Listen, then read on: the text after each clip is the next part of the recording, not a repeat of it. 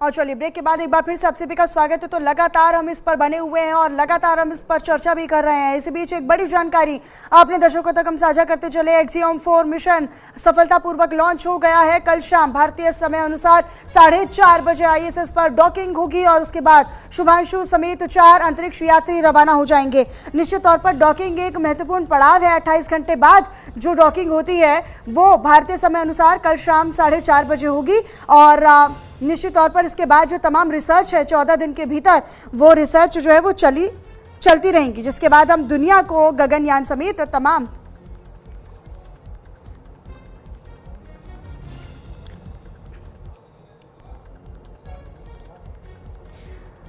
तो ये लगातार आप तक हम जानकारी साझा कर रहे हैं। दरअसल एक्सियोम 4 मिशन सफलतापूर्वक लॉन्च हुआ है। देश भर के लिए एक बड़ी उपलब्धि है। देश भर के साथ साथ उनके माता पिता शुभांशु शुक्ला की ओर से दरअसल एक बधाई संदेश जो है वो जारी किया गया था, जिसमें उन्होंने ये कहा था कि ये न केवल मेरा मिशन है बल्कि हर एक भारतीय का मिशन है। और ऐसे में उन्होंने ये भी कहा कि जय हिंद जय भारत और भारत का तिरंगा मेरे कंधे पर है, मेरे कंधे पर भारत का तिरंगा है और इसी को लेकर मैं यहाँ पर अंतरिक्ष यात्रा के लिए निकल पड़ा हूँ। तो ये कहीं ना कहीं एक बड़ी उपलब्धि भारत की ओर से।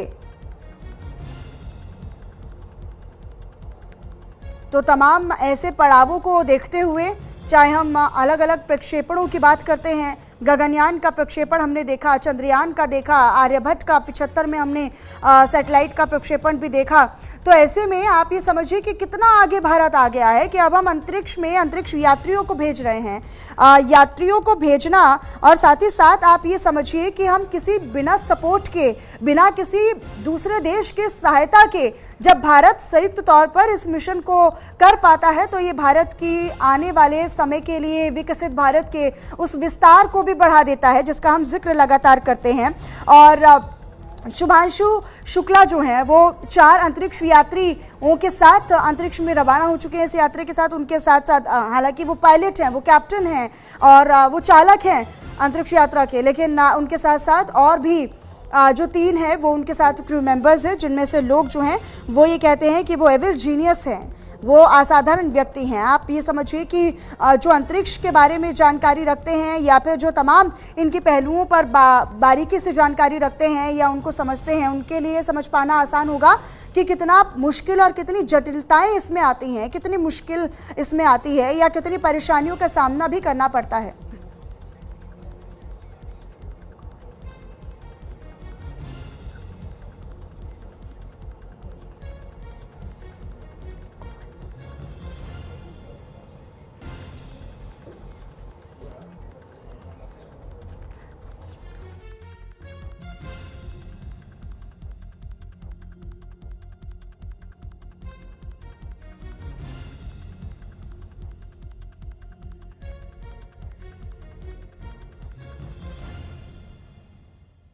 शुभांशु शुक्ला जो हर एक की जुबान पर इस वक्त नाम है, लेकिन कितने तेज दिमाग के, कितना तेज विवेक उनका और कितनी अच्छी बुद्धिमत्ता के साथ उनका जिक्र भी लगातार हो रहा है निश्चित तौर पर। और जिस स्कूल से उन्होंने पढ़ाई की वहाँ के प्रिंसिपल भी हमारे साथ जुड़े हुए हैं।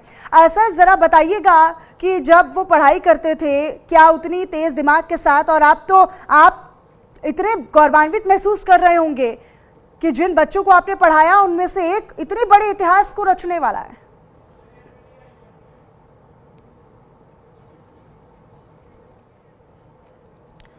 तो देखिए निश्चित तौर पर हम बात करने का प्रयास भी उन तमाम लोगों से कर रहे हैं जो बारीकी से शुभांशु शुक्ला को जानते हैं या उनके साथ उन्होंने काम किया या फिर उनको पढ़ाया लिखाया या फिर उनको वो व्यक्तिगत तौर पर उतनी उनके साथ इंक्लूड रहे या एंगेज रहे।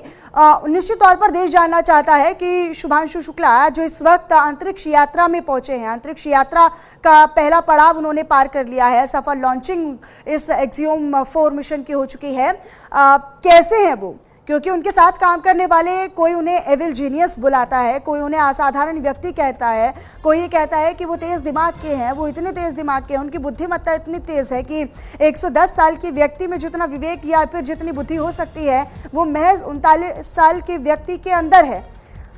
और वो पढ़ाई में कितने तेज़ रहे होंगे या बाकी एक्स्ट्रा करिकुलर एक्टिविटीज़ में कितने तेज़ होंगे या उनका व्यक्तिगत जीवन कैसा रहा होगा, कहाँ से उनका ये सपना फिर मिशन की ओर बढ़ता हुआ नजर आया, कब उन्होंने ये ठाना कि उनको इस सपने को मिशन में तब्दील करना है और इतने बड़े मिशन को सफल होने के लिए या सफल करने के लिए।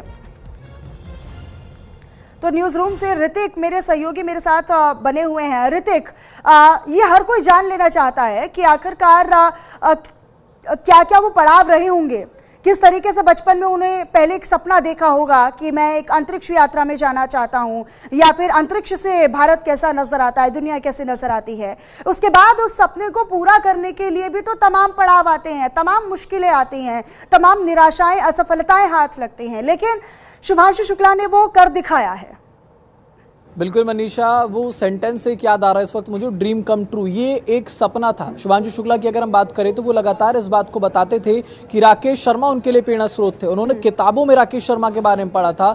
जब राकेश शर्मा का ये मिशन हुआ था, जब राकेश शर्मा अंतरिक्ष पहुंचे थे, तब इनका जन्म नहीं हुआ था, लेकिन राकेश शर्मा ने किस तरह से अपना सफर किया, किस तरीके से वो अंतरिक्ष में पहुंचे थे, वो पूरी जानकारी अपने पास जुटाते थे। इन्होंने उसी क्षेत्र में पढ़ाई करी, उसका पूरा ज्ञान अपने पास इन्होंने रखा हुआ था। साथ ही साथ प्रेरणा स्रोत के तरीके, क्योंकि हर इंसान का एक प्रेरणा स्रोत होता है और उसको इंसान फॉलो करता है। तो ऐसे में ये लगातार इनके मन में वो बात थी कि इन्हें भी अंतरिक्ष में जाना है। हर चीज का हर इंसान का एक लक्ष्य होता है और उस लक्ष्य के प्रति इंसान जब तक भागता रहता है, उसके बाद ही एक समय पर आके उस इंसान को उसका जो है वो फल मिलता है। तो ऐसे में ये कहीं ना कहीं कहना बहुत जाहिर सी बात होगी कि 39 साल की इनकी उम्र है और 39 साल की उम्र में इतनी बड़ी जिम्मेदारी, इतना बड़ा लक्ष्य, इतना बड़ा सफर अब शुभांशु शुक्ला तय कर रहे हैं। तो साफ तौर पर ये सभी भारतीयों के लिए बेहद गौरव का विषय। और साथ ही साथ जब उन्होंने जय हिंद बोला था तो ये सिर्फ आकाश में गूंज रही थी मनीषा, ये जय हिंद शुभांशु शुक्ला के मुंह से सुनना, ये शब्द सुनने के बाद हिंदुस्तानी के हर दिल में, हर हिंदुस्तानी के दिल में एक अमिट छाप इस जय हिंद के जय घोष ने छोड़ दी है। साथ ही साथ अब